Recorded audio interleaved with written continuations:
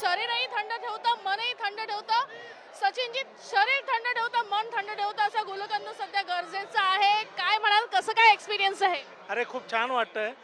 इतक्या मराठी माणसांचा सगळा उत्साह आहे आणि त्यात आम्ही गुढीपाडव्याच्या दिवशी म्हणजे मराठी नववर्षाच्या दिवशी आमच्या गुलकंद सिनेमाचं प्रमोशन करतोय आणि ऊन खूप तापलं आहे.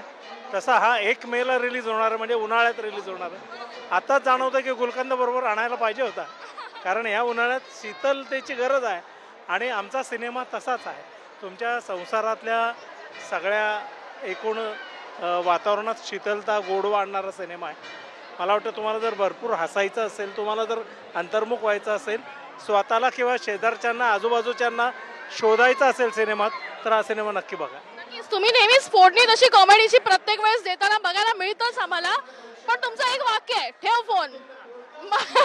या निमित्तानं काय सांगाल, कुठलं वाक्य तुमचं आवडीचं असेल? नाही, या निमित्तानं मी सांगेन की ठेव फोन या अर्थाने सांगेन की हा सिनेमा चित्रपटगृहात बघा, फोनवर किंवा OTTवर बघायची वाट बघू नका. म्हणून ठेव फोन आणि जा सिनेमागृहात.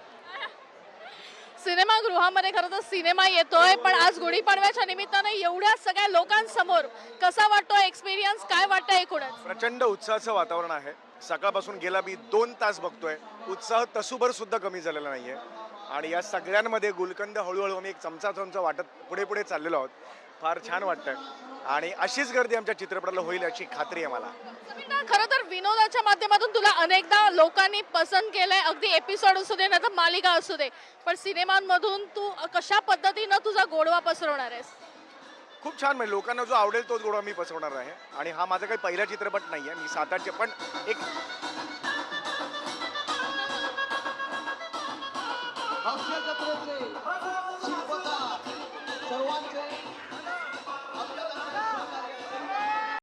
कॉमस्कोर नुसार आता isakal.com आहे देशातील नंबर 1 ची मराठी न्यूज वेबसाईट.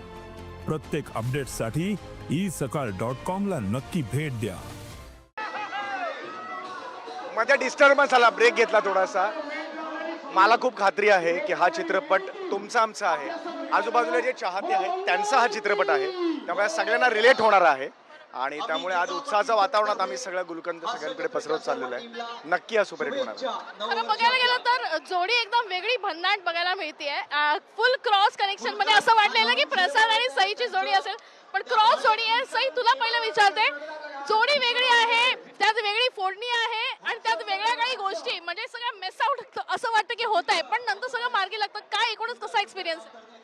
खूप छान. मला असं वाटतं की अनप्रेडिक्टेबल कास्टिंग करण्यात आमचे दोन्ही कॅप्टन्स खूप तरबेज आहेत आणि त्यांनी त्याचा प्रयोग इथेही केला, त्यामुळे लोकांना खूप मजा येणार आहे. तू काय सांगशील प्रसाद, कारण की या ठिकाणी ईशा तुझ्या सोबत आहे.